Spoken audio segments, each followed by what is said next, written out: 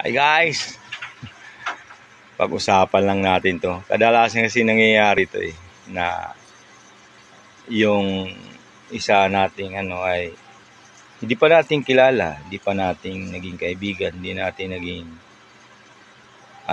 hindi natin unknown sa atin, pero pag nakita natin yung physical appearance mayroon na tayong niisip o nasasabi sa kanya hindi maganda. Yung ginajudge natin siya ng wala man lang di ba?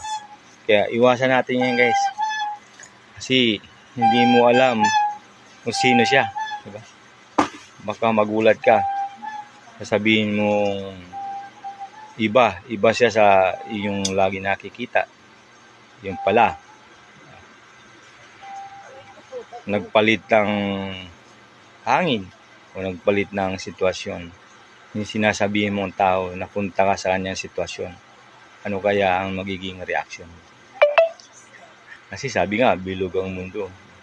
Hindi sa lahat ng tao nasa ilalim lang yung sinasabihan mong mabaho, dugyot, or mahirap. May pagkakataon guys, at yan, nabigyan ng pagkakataon at nakuha yung opportunity na yan, na ikaw nagsabi, balikan ka. Please, ang karma, di ba? Yan lang guys. Maraming salamat po.